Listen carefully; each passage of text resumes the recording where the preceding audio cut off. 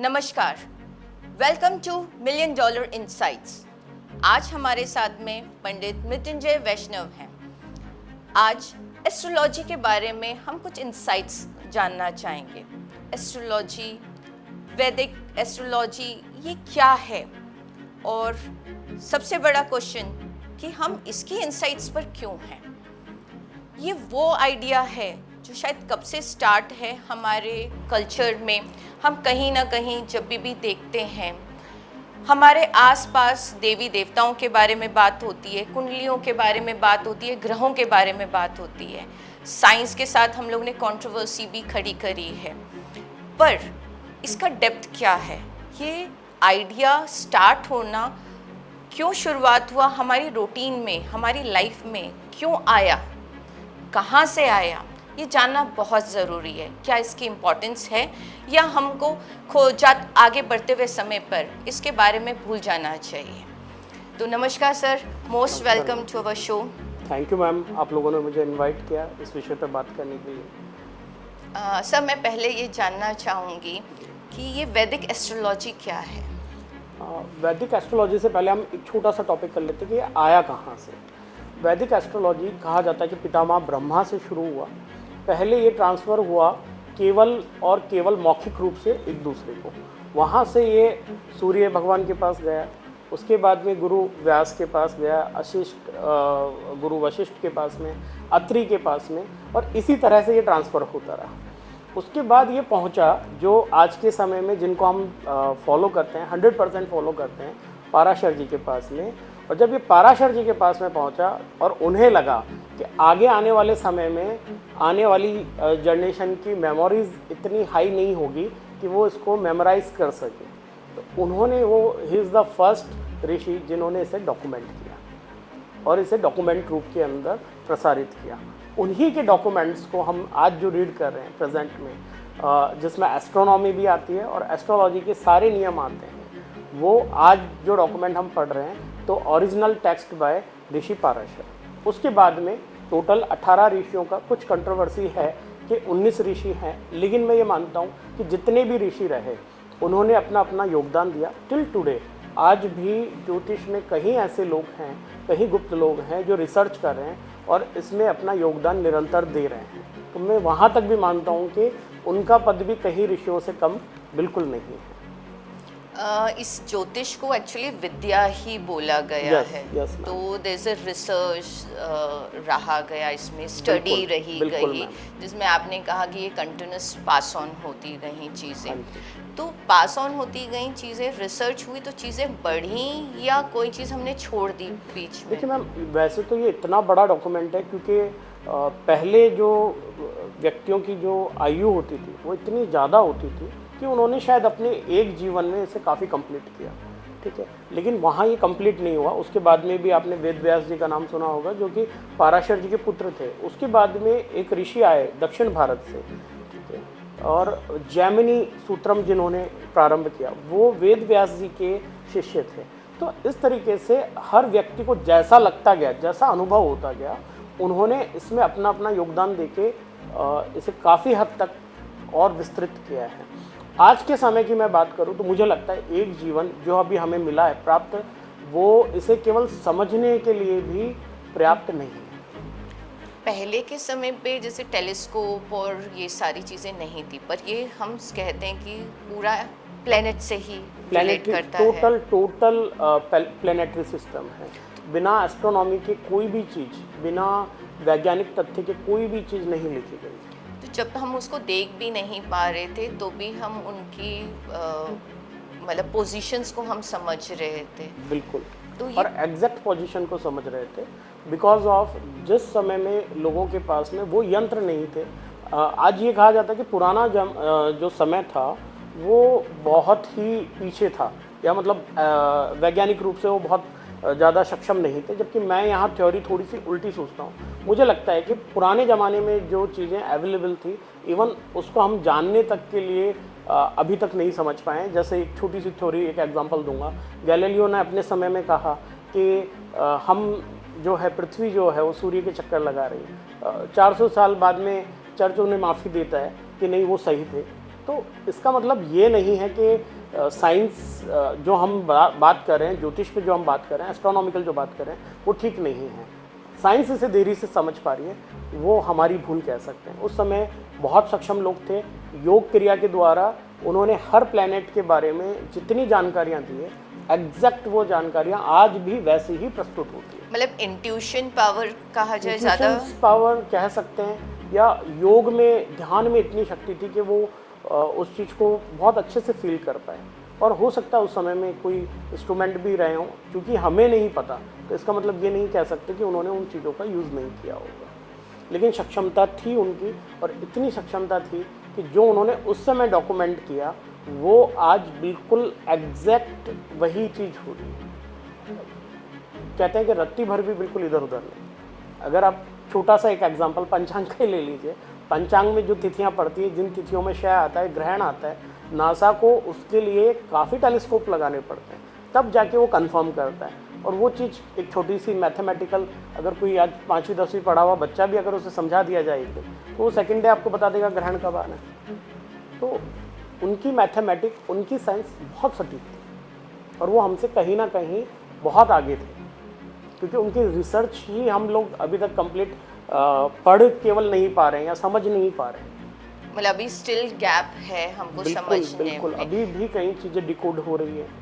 जैसे अभी हम अचानक से कई चीज़ें एस्ट्रोलॉजी से ऐड होते हुए सुनते हैं, न्यूमरोलॉजी के बारे में बात कर रहे हैं, कोई वास्तु के बारे में बात कर रहे हैं। इवन काफ़ी पहले तो मतलब मैं अपने ही चाइल्डहुड की बात करूं तो मैंने तंत्र के बारे में काफ़ी सुना कि किसी ने कोई तंत्र यूज़ किया और उसके काम को या तो होने दिया या उसमें हिंड्रेंस क्रिएट किया। तो क्या एक तरह से ज्योतिष भी एक नेगेटिव क्रिएट कर सकता है?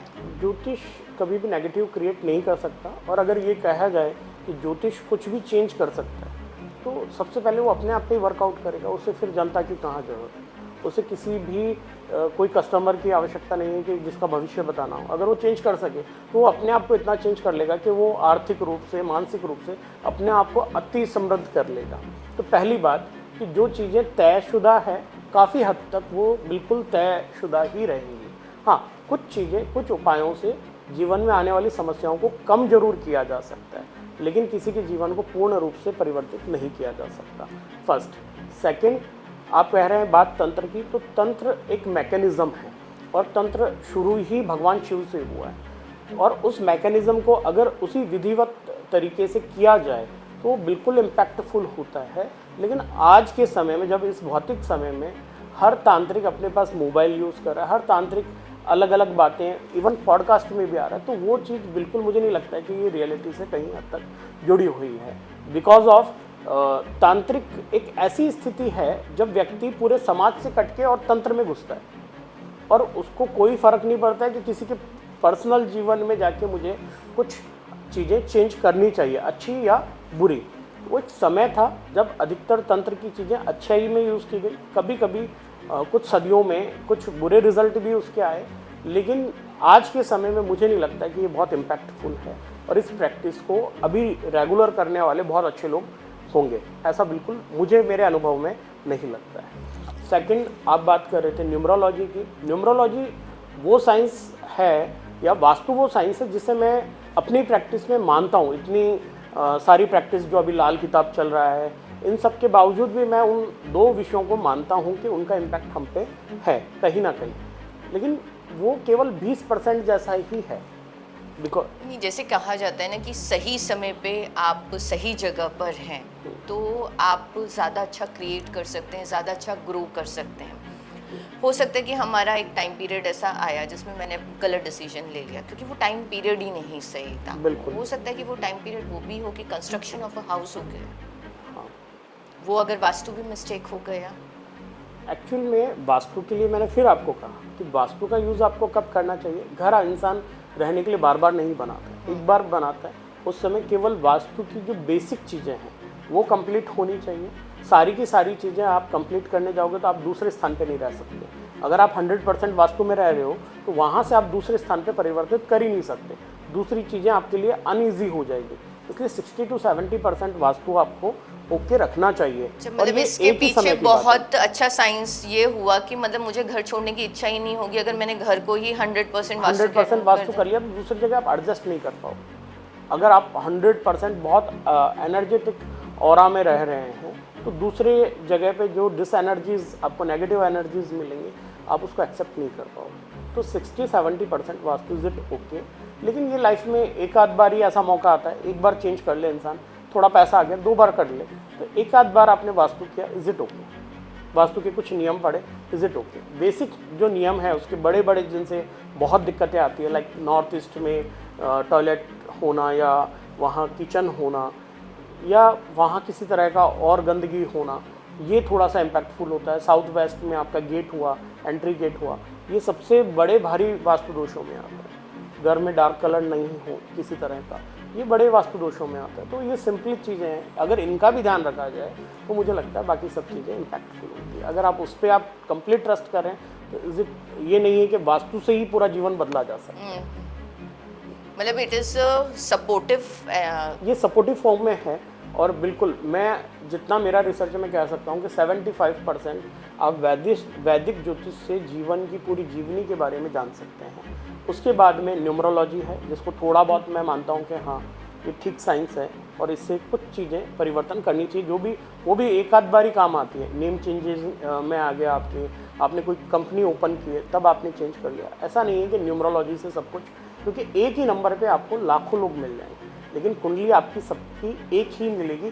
इवन जुड़वा 2 बच्चे जिनमें केवल 2 मिनट का फर्क होगा उसके लिए भी वैदिक ज्योतिष में षष्ठ्यांशा चक्र यानी D60 अवेलेबल, वहाँ से भी उन दोनों का भविष्य पूर्ण रूप से अलग अलग ज्ञात किया जा सकता है। हाँ, दोनों इमोशनली भी डिफरेंट माने जाते हैं, सारी चीज़ें डिफरेंट मानी जाती हैं, रहते हैं, दोनों में दोनों में फर्क हो differences जाता है, आएगा। डिफरेंसेस हैं। तो मतलब बेस ज्योतिष है, पर ज्योतिष तो फिर ज्योतिषी जानने की क्यों क्या ज़रूरत है, मतलब जब हम रेमेडीज़ की तरफ नहीं जान सकते। रेमेडीज़ देखिए, लाल किताब को तो मैं बिल्कुल अपनी तरफ से तो डिक्लाइन करता हूँ, और ऐसा नहीं है कि वैदिक ज्योतिष सभी डिक्लाइन कर रहे हैं इसलिए कर रहा हूँ। मेरा खुद का 5 साल पहले लाल किताब में रिसर्च रहा है, मैंने अच्छे से जाना है कि लाल किताब क्या है, उसके कई उपाय देखे हैं, और उसके बाद में मैंने जब उसको थ्रो ऑन लोगों को देना शुरू किया, करना शुरू किया, नो रिज़ल्ट। और बल्कि मुझे लगा कि ये बिल्कुल गलत प्रैक्टिस है किसी भी इंसान को सांत्वना देने की। बिकॉज ऑफ मैम देखिए, एक ज्योतिषी के नाते हो सकता है कि मैं भी कई चीज़ें इनमें से यूज़ कर रहा हूँ, लेकिन एक साइकोलॉजिस्ट से भी अगर आप पूछेंगे तो जिस समय व्यक्ति अपने भविष्य के बारे में पूछने आता है उस समय में वो इतना कॉन्शियस होता है कि एक गलत उपाय, एक गलत चीज़ अगर मैंने किसी के भविष्य के बारे में कह दी, या उसे जो चीज़ प्रैक्टिस में नहीं है अगर उसे मैंने कह दिया कि आपका एक्सीडेंट होगा, अब सबकॉन्शियस माइंड में वो 80% इस चीज़ को बैठा चुका है। तो ये गलत प्रैक्टिस ही नहीं होनी चाहिए। इवन वैदिक ज्योतिष में भी 80 to 90% लोग गलत प्रैक्टिस करते हैं भविष्य बताने की। मैं तो उसके भी खिलाफ हूँ, तो वो भी नहीं होना चाहिए। नहीं, ऐसा मैंने खुद ने एग्जाम्पल देखा है कि चाइल्डहुड में पता चला कि देखा, पत्री देखी गई और बोल दिया कि ये तो बड़े होकर लव मैरिज ही करेंगे। पता चला कि लाइफ लॉन्ग एक हिंड्रेंस रही, बाहर जाना अलाउ नहीं किया, कॉन्फिडेंस बिल्ड नहीं करने दिया। और एक लड़की के लिए मतलब ये सारी चीज़ें अगर बिल्ड नहीं, और जैसे जैसे समाज आगे बढ़ रहा है, कॉन्फिडेंस आज कितनी ज़रूरत है, मतलब एक लाइफ हम एक गलत उससे इम्पैक्ट नहीं करते। यस मैम, मैं आपकी बात समझ पा रहा हूँ। जो आप कह रहे हैं बिल्कुल, आप जिस समय में ये बात कर रहे हैं तो वो काफ़ी पुराना समय था। हालांकि आज के समय में तो 90% पेरेंट्स में ये फ़र्क नहीं पड़ता है कि लव मैरिज करेगा बच्चा या अरेंज मैरिज करेगा, लेकिन कुछ समाज में आज भी ये बिल्कुल तकलीफदेह है। इवन मैं अगर बात करूँ राजस्थान जहाँ हम बैठे हैं, हरियाणा की बात करूँ, यूपी में भी कई जगह हैं, और साउथ इंडिया में भी कुछ जगह ऐसी है जहाँ मोर एजुकेटेड होने के बाद में भी लोग अपने रिचुअल्स को ही फॉलो करना चाहते हैं, अपने धर्म के अनुसार ही चलना चाहते हैं। ये बिल्कुल फैक्ट बात है। और एक गलत धारणा से जीवन कितना परिवर्तन हो सकता है, ये आप जैसा आप बता रहे हैं कि उस समय में आप पे इतनी बाउंडेशंस लगा दी गई होगी, तो जितना ग्रो कर सकता था बच्चा, एक अच्छा ग्रो कर सकता था, अब वो उतना अच्छा ग्रो नहीं कर पाया। अब एक्सीडेंटली अगर लाइफ में हमें वो फेस देखना पड़े जब इंडिपेंडेंट होना पड़ेगा, तो वो बच्चा उतना ग्रो नहीं कर पाएगा जितना वो रियलिटी में कर वो सकता उतना था। फोर्स उतना नहीं लगा पाएगा, क्योंकि लर्निंग का एक टाइमिंग सबसे जो महत्वपूर्ण था, उस समय में उसने सब कुछ झेला है। तो आप सब एक एग्जाम्पल भी ये कह सकते हैं, तो सोचिए दिन में हजारों ज्योतिषी किन किन पे ये उपयोग में ला रहे होंगे, उनकी लाइफ में क्या क्या इम्पैक्ट्स आ रहे होंगे। तो मैं एक ही चीज़ के पक्ष में हूँ कि एस्ट्रोलॉजी, पहली बात तो पूर्ण रूप से एस्ट्रोनॉमी पे ये डिपेंड करता है फर्स्ट, ठीक है, टोटली एस्ट्रोनॉमी है। अगर कोई मुझे बच्चा भी आके अगर आज जैनजी का आके अगर कोई बच्चा मुझे कहे कि ये तो सब अंधविश्वास है, तो मैं उसे पूर्ण रूप से बता सकता हूँ कि ये total based on mathematics, scientific, completely astronomy पे रिलेट करता है। बिना एस्ट्रोनॉमी के एस्ट्रोलॉजी हिलता भी नहीं। पर इससे लोग सुपरस्टिशियस नहीं बन गए हैं? सुपरस्टिशियस बन गए हैं, लेकिन इसका इस्तेमाल गलत तरीके से किया जाता है। मतलब लिमिटेशंस लोगों ने कई जगह दिमाग में क्रिएट कर ली कि अच्छा ये नहीं कर सकते हैं। नहीं, एक्चुअली यहाँ मैं थोड़ा सा अलग एक वो कहना चाहूँगा आपको कि लिमिटेशंस नहीं है किसी भी चीज़ की। कोई एस्ट्रोलॉजर आपको लिमिटेशंस में नहीं डालेगा कि ये नहीं करना, ये करना है। अगर नहीं करने के लिए कह रहा है, इट मीन्स वो स्टार्स या वो प्लैनेट्स आपको सपोर्टिव नहीं है। पंडित जी, आपने 2-3 बार जैसे बोला कि एस्ट्रोलॉजी एस्ट्रोनॉमी पर डिपेंडेंट है, तो हम कैसे, मतलब ये कैसे रिलेट करता है? जैसे सिंपल एक वे में मैं बात बताता हूँ आपको कि कई बार जो आज के समय में मैं बार बार ये बात कह रहा हूँ कि गलत प्रैक्टिस की जाती है, उसके कई बार कारण क्या होते हैं कि लोग कुंडली खोलेंगे, डायरेक्ट ओपन किया एंड दे थ्रू आउट, वो बताना शुरू कर देंगे कि ये ऐसा है, ये ऐसा है, वो ऐसा है। कई लोग उपाय भी बताते हैं। हाँ, ठीक है, उपाय बताया उन्होंने, उस मोमेंट पे आप ऐसे कर लो, कुछ नंबर्स दे देते हैं, उस नंबर्स को यूज़ कर लो, घर पर कुछ सामान रखने को बोल देंगे। मतलब बहुत रेमेडीज़, आजकल तो रेमेडीज़ की भरमार हो रखी है। तो फिर और जब क्या वो रेमेडीज़ कॉमन नहीं हो सकती, सभी के लिए नहीं हो सकती, क्योंकि वो जनरल ही तो रेमेडीज़ चल रही, तो क्यों एस्ट्रोनॉमी एस्ट्रोलॉजी एक दूसरे से रिलेट कर रही है? या क्यों मैं मतलब ज्योतिष पर इतना जाऊं जब मेरे पास में रेमेडीज़ हैं? तो ओके मैम, इसका पहले तो आपको ये समझना होगा कि रेमेडीज़ कभी कॉमन नहीं हो, क्योंकि जब मैं बात कह रहा हूँ जुड़वा बच्चों में, उससे ज़्यादा कॉमन कुछ नहीं हो सकता है। कि जुड़वा बच्चों की भी कुंडलियाँ जब अलग अलग की जा सकती है, तो आप इतना समझिए कि जितने धरती पे लोग हैं उतनी ही साइकोलॉजिकल अवेलेबल है।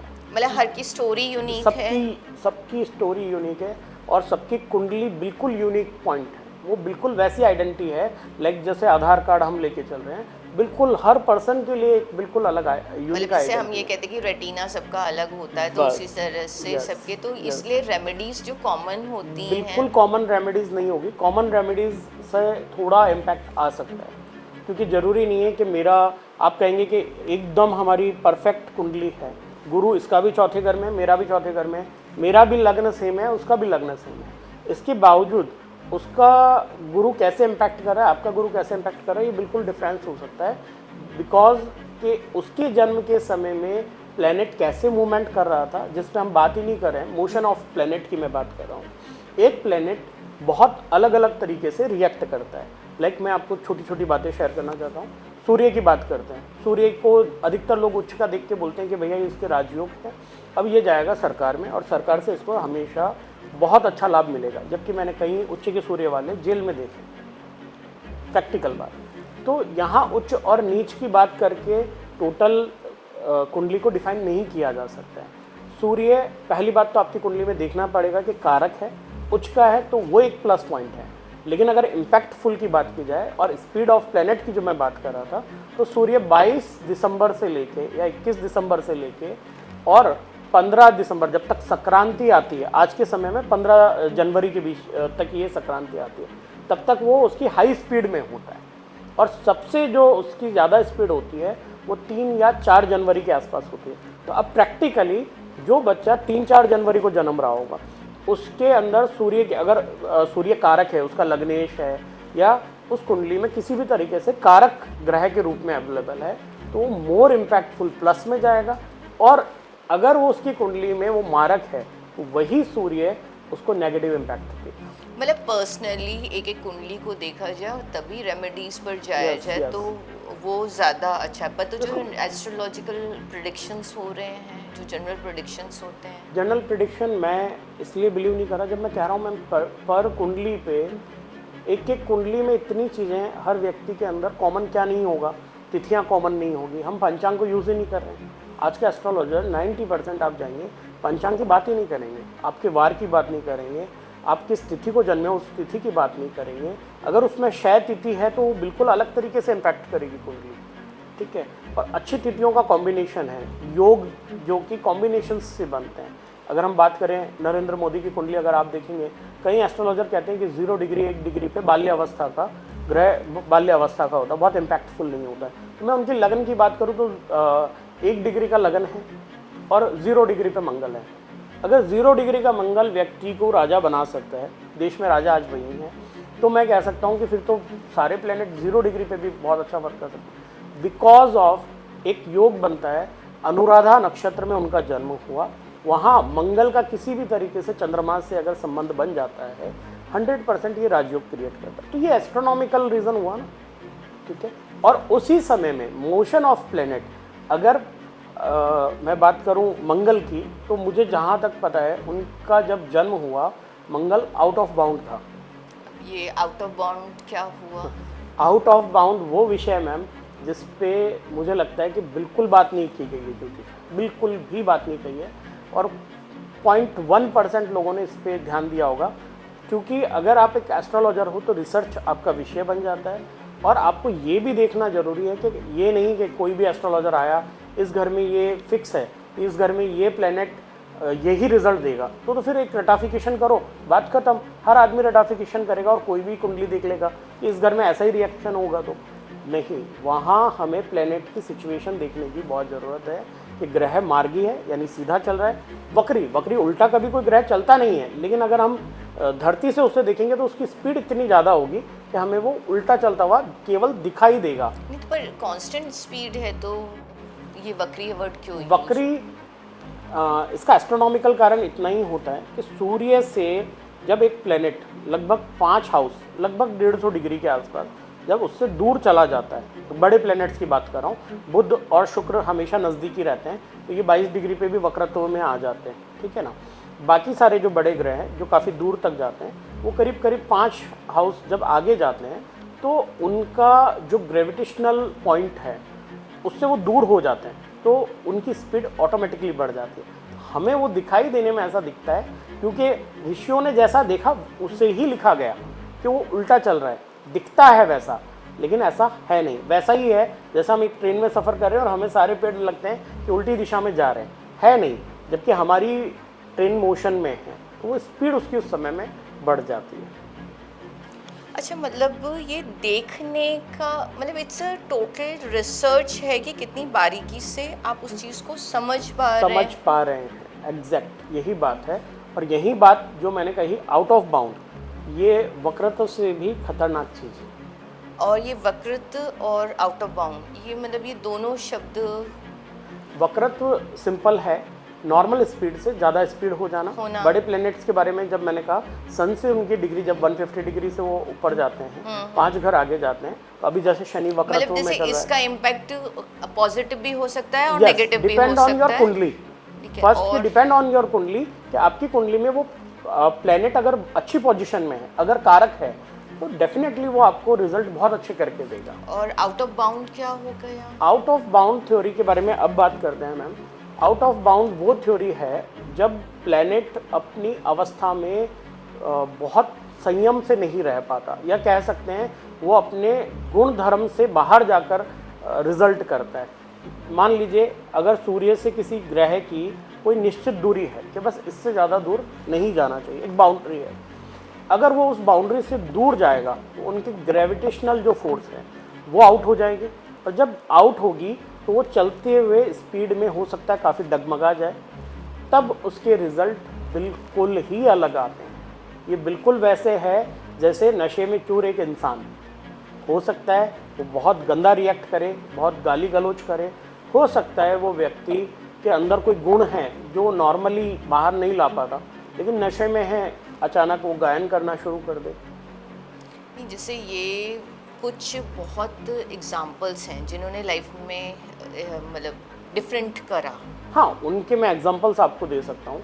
आप सीधा सीधा यूज़ कीजिए, आम जनता के लिए समझने के लिए इतना ही काफ़ी है। हर्षद मेहता की आप कुंडली लीजिए, उस समय में मार्स आउट ऑफ बाउंड था, इवन बुध उस समय में आउट ऑफ बाउंड था। तो मतलब उसने जो उनके बॉर्न होने के टाइम पर बॉर्न या होने के टाइम पे, जब 1954 में उनका जन्म हुआ, दैट टाइम में आपका बुध और मार्स दोनों के दोनों आउट ऑफ बाउंड थे। और जनता जानती है कि बिल्कुल बेसिक से उस व्यक्ति ने केवल हिम्मत के पक्ष में, मतलब वो तो रिस्क ओवर रिस्क टेकिंग, मतलब उससे कहा जा सकता है कि एक तरह का पागलपन। हाँ, ठीक है, अच्छे रिजल्ट में अच्छे भी मिले और बुरे रिजल्ट में उनका जितना बुरा, मतलब उनकी फैमिली ने कई बार उनको रोकने की भी कोशिश करी पर उन्होंने रिस्क लेना छोड़ा नहीं। ये तो बात जैसे तो मैं फिर जैसे हिटलर के हाँ सॉरी, यही बात मैं श्रीमान नरेंद्र मोदी जी के लिए भी कहना चाहूँगा। सेम उस टाइम में भी मार्स जो है वो आउट ऑफ बाउंड था, तो 0 डिग्री पे भी उस ग्रह ने इतना रिजल्ट किया कि उनसे मतलब इज अ लीडर, मतलब इससे बड़ा लीडर, और वो भी विश्व गुरु के रूप में, तो मतलब ये अपने आप में बड़ा सौभाग्य है। फिर बात की जाए हिटलर की, तो अलग तरह के जो लोग पैदा होते हैं। आइंस्टाइन की बात कर लें, बचपन में बिल्कुल लगता था कि नहीं कुछ भी नहीं कर पाएंगे, और जब उन्होंने किया तो सारी दुनिया के सामने थ्योरी ही निकाल दी, तो फिजिक्स जो मैथ्स। पागलपन आउट ऑफ बाउंड ग्रह लेके आता है, वो पागलपन दुनिया से जो अलग लोगों को करता है, वो आउट ऑफ बाउंड ग्रह की वजह से आता है। और मैं तो चाहता हूँ कि हर ज्योतिषी इस चीज़ को अपने रिसर्च में, अपनी प्रैक्टिस में डालें। हालांकि प्रैक्टिस में डालने के लिए बहुत सी और चीज़ें हैं जिनको अभी तक नेगलेक्ट किया जा रहा है। जैसे अभी तक पंचांग को बहुत अच्छी तरीके से यूज़ नहीं किया जा रहा है। इसके बाद में आपको स्पीड ऑफ प्लेनेट को भी उसमें इंक्लूड करना चाहिए।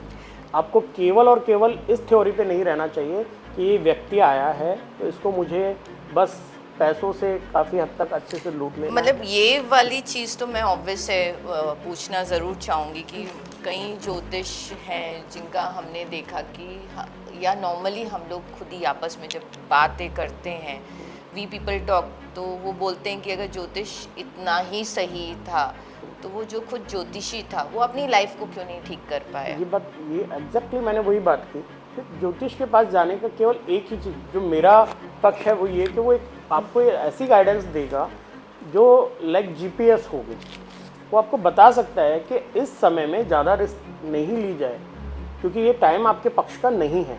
इसका मतलब ये नहीं है कि आप काम करना छोड़ देंगे, लेकिन इतना आपको आइडिया होगा कि मुझे इस प्रॉब्लम को हैंडल कैसे करना है। ठीक है, और अगेन जब आपका टाइम बहुत अच्छा हो और अगर एक ज्योतिष सही ज्योतिष होगा और वो आपको कहे कि इस समय रिस्क टेकिंग ली जा सकती है, डेफिनेटली उस समय आप रिस्क टेकिंग कीजिए, अच्छा बिजनेस कीजिए, अच्छा काम कीजिए, जिस क्षेत्र में उसमें अच्छा काम कीजिए वो किया जा सकता है। इसके बाद जो ग्रंथों में निर्धारित हैं 3-4 चीज़ों पर मैं बिलीव करता हूँ। सबसे अच्छी चीज़ होती है आप जाप करें, स्वयं से जाप करें। नई शिक्षा में व्यक्ति बीमार है, ब्राह्मणों से करवा सकते हैं। ठीक है, जाप कर सकते हैं, दान कर सकते हैं, हवन कर सकते हैं। Is it okay?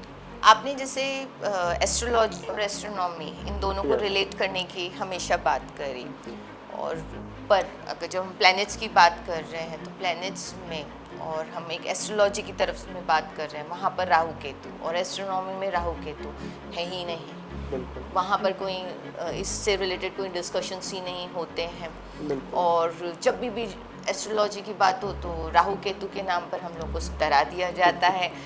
तो ये क्या है? मतलब वैसे तो छाया ग्रह बोले गए, पर how it's relate to astronomy, कहाँ वहाँ कहाँ आया फिर? बिल्कुल, मैं आपको इस माध्यम से ये भी क्लियर करना चाहूँगा कि राहु केतु प्लेनेट वो प्लेनेट है जिनका अध्यात्म में तो कई बार बात हुई है, हर ज्योतिषियन से बातें करेगा, लेकिन प्रैक्टिकली ये स्पेस में पाई जाने वाली एक स्पेस है केवल। और वो स्पेस क्या है वो भी मैं क्लियर कर देता हूँ। सूर्य के चारों तरफ पृथ्वी चक्कर लगा रही है। ठीक है, तो वो अपनी एक धुरी बना रही है, एक गोलाई बना रही है, और चंद्रमा जो कि धरती के चक्कर लगा रहा है। ठीक है, अब धरती की जो धुरी है उस पर जब चंद्रमा एंटर करता है तो वो एक पोल बना, और वो उसका चक्कर लगाता है, जब एग्जिट होता है उस धुरी को, जब वो दोनों तरफ से काटता है, that is Rahu Ketu. Starting point is Ketu and जब वो एग्जिट पॉइंट करता है तो राहु। एक्चुअली ये स्पेस में एक जगह है, ठीक है।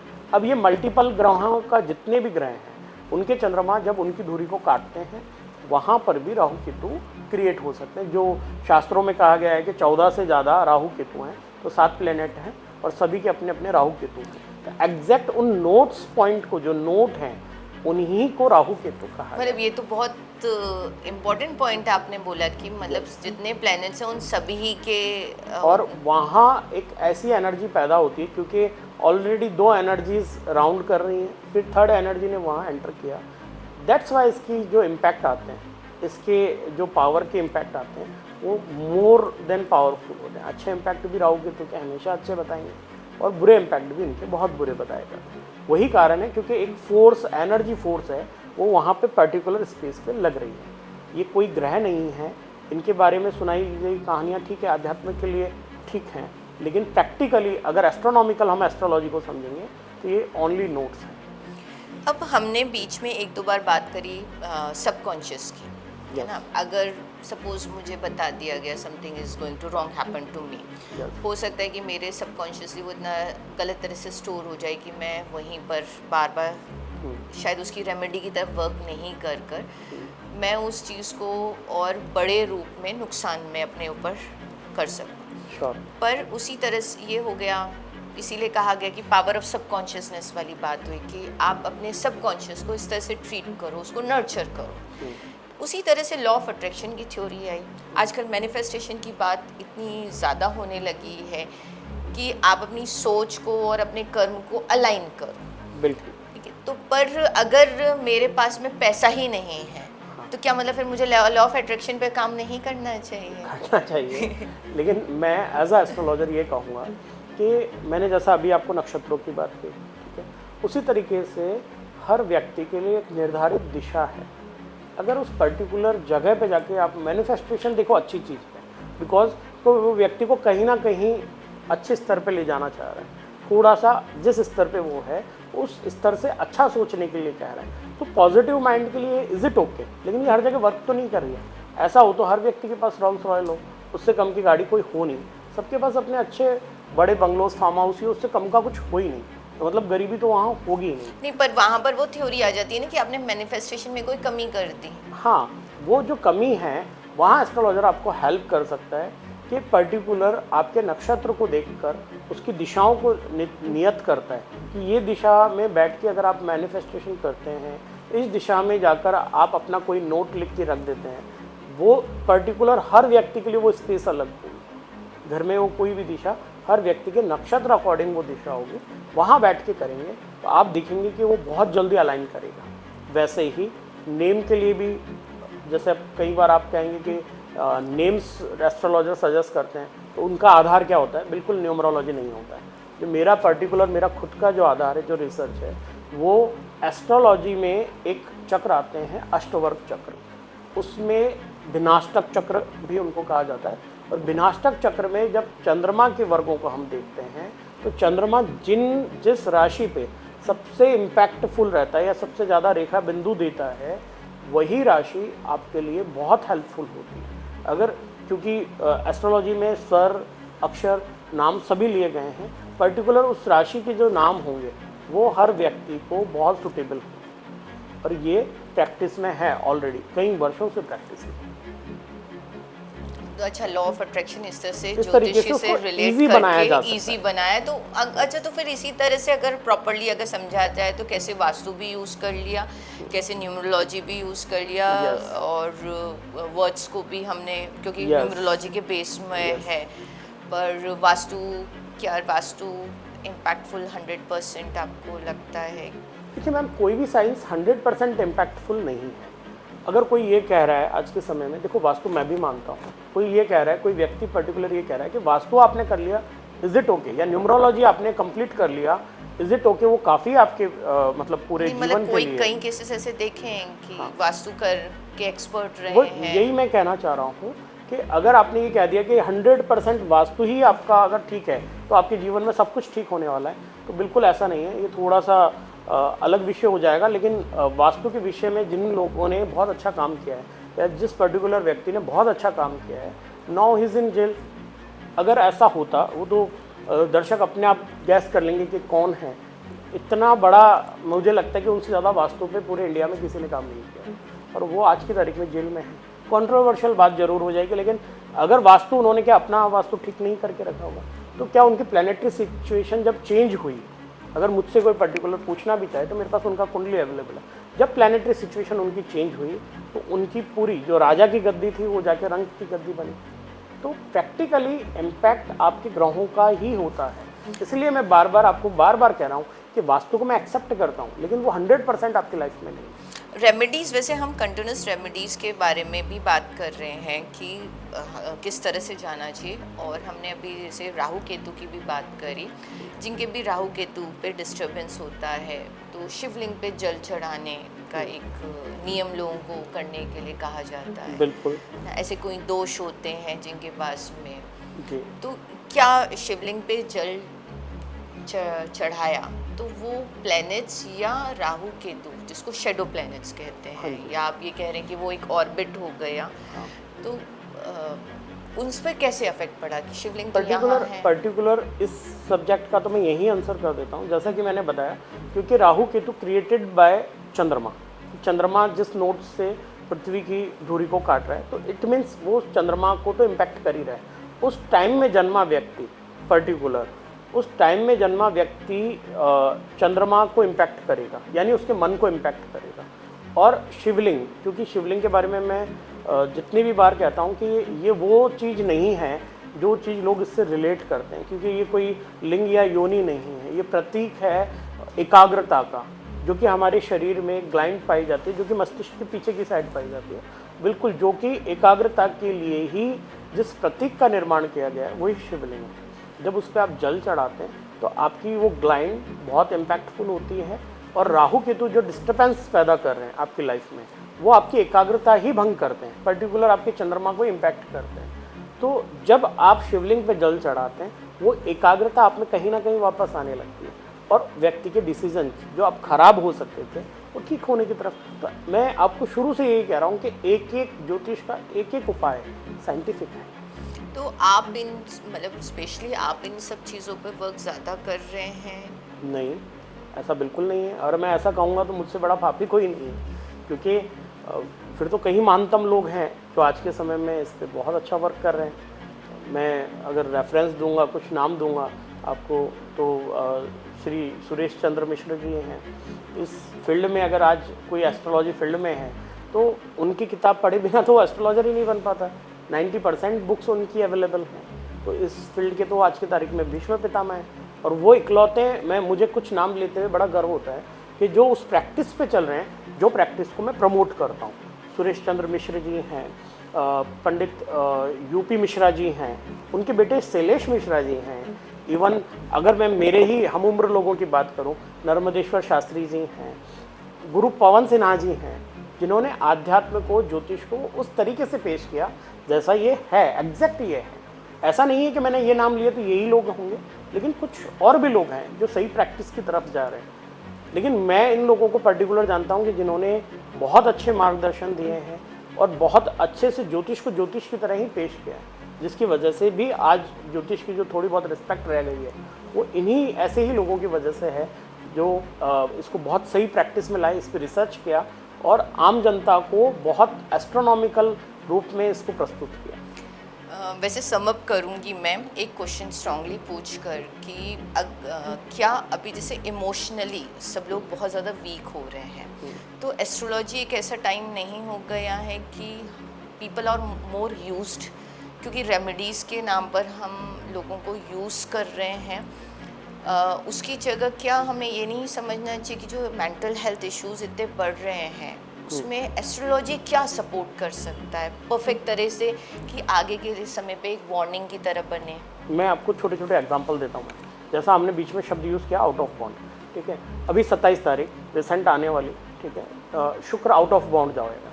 तो यहाँ में सारे जो प्लैनेट्स जो आउट ऑफ बाउंड होते हैं उनके इम्पैक्ट थोड़े थोड़े बता देता हूँ। कुछ समय पहले मंगल आउट ऑफ बाउंड हुआ, पूरे देश में कई जगह कई फैक्ट्रियों में आग लगी। गुजरात में मे भी 5000 से ज़्यादा स्कूलों में सिस्टम बंद कर दिए गए थे ताकि जब तक फायर सिस्टम उसमें ना लगे तब तक उनको रेगुलर नहीं किया जाएगा, और लगा भी। ऑफिसेज में ये कॉमन किया गया, उस समय में मंगल आउट ऑफ बाउंड था, तो ये उसके नेगेटिव इम्पैक्ट थे। वैसे ही अभी शुक्र आउट ऑफ बाउंड होने जा रहा है। शुक्र जब भी आउट ऑफ बाउंड होता है, जनता में शराब की तरफ, गलत कार्यों की तरफ, लग्जरी की तरफ खर्चा करने का, इवन इस समय में रेप केस बढ़ जाना या इस तरह की गलत क्रियाएं होना, यही वो टाइम होता है जिस समय में लोग LGBT लोग पैदा होते हैं, उसके चांस ज़्यादा बनते हैं। या उनके सिस्टम में जब कहा जाता है कि जींस नंबर 40 अगर चेंज होता है तो व्यक्ति का अट्रैक्शन दूसरी तरफ आने लगता है। तो बिल्कुल यही वो पर्टिकुलर टाइम होता है एस्ट्रोनॉमिकल, जिस समय में ऐसा होता है। इस समय में पैदा होने वाले लोगों में ये संभावनाएं ज़्यादा होती है। आने वाले समय के बारे में फिर से बात कर रहा हूँ, आपने अवसाद की बात की। अवसाद अभी मार्च के बाद में चंद्रमा बहुत लंबे टाइम के लिए आउट ऑफ बाउंड होने जा रहा है, तो 2025 में एक लंबा समय व्यक्ति के पास चाहे पैसा कितना हो, चाहे उसके पास पर्याप्त मात्रा में लग्जरी हो, वो अवसाद में रहेगा। उसको फील होगा, अच्छा फील नहीं होगा, वो अवसाद में रहेगा। और वो एक पर्टिकुलर टाइम है जहाँ मुझे लगता है कि मेंटली प्रिपेयर करने के लिए कहीं जो अच्छे ज्योतिषी काम कर रहे हैं वो उन्हें ध्यान योग की तरफ प्रवृत्त कर सकते हैं। उन्हें अच्छे मंत्र से उनकी मंत्र देकर या मंत्रों का उच्चारण करवा के या उन लोगों को पर्टिकुलर इस तरह के उपाय देके कि जो उनकी एनर्जी को ऊपर की तरफ लेके जाएं, तब इस पर्टिकुलर सिचुएशन से काफ़ी हद तक बचा जा सकता है। ऐसा नहीं है कि इसके इम्पैक्ट किसी पर्टिकुलर व्यक्ति पे नहीं आने वाला, हर व्यक्ति पे आएगा। बस उससे बचा कैसे जा सकता है, वो एक एस्ट्रोलॉजर आपको हेल्प आउट कर सकता है। थैंक यू सो मच, आपने आगे के टाइम के लिए भी बहुत अच्छा एक गाइडेंस दिया। और एस्ट्रोलॉजी इट्स समझ में ये आया कि अपने आप को हम समझें, पहचानें, तो अपने कदमों को उस हिसाब से डिसाइड कर सकते हैं, अपनी लाइफ को उस हिसाब से डिसाइड कर सकते हैं। ब्लाइंड बिलीफ नहीं है एस्ट्रोलॉजी, नहीं है, सब कुछ साइंटिफिक है। सब साइंटिफिक बेस है, सबका प्रूफ है और सारा चीज़ हमारे सामने है कि कैसे एस्ट्रोनॉमी से रिलेट करते हैं। इवन आपने जैसे नासा की रिसर्च की भी 1-2 बार बात करी है। तो सब कुछ देखते हुए हमको ये समझना पड़ेगा कि एस्ट्रोलॉजी हम किस तरह से पॉजिटिवली अपनी लाइफ में यूज़ करें और वो पॉजिटिवली क्रिएट करें हमारी लाइफ को। Thank you ma'am, thank you for your channel कि आप लोगों ने मुझे यहाँ बुलाया। इस कदर समझा कि चलो इस पर बात की जाए। और एस्ट्रोलॉजी यहाँ इस 1 घंटे के विषय पे ख़त्म नहीं होने वाली, बहुत बड़ा विषय है। मैं आपके चैनल के माध्यम से सबसे आग्रह यही करूँगा, चाहे वो ओल्ड एस्ट्रोलॉजर्स भी हैं जो इस पर प्रैक्टिस कर रहे हैं, कि वो अपने प्रैक्टिसिंग सिस्टम में और अपग्रेडेशन करें और एक सही उपाय एक जनता तक पहुँचाएँ। नमस्कार।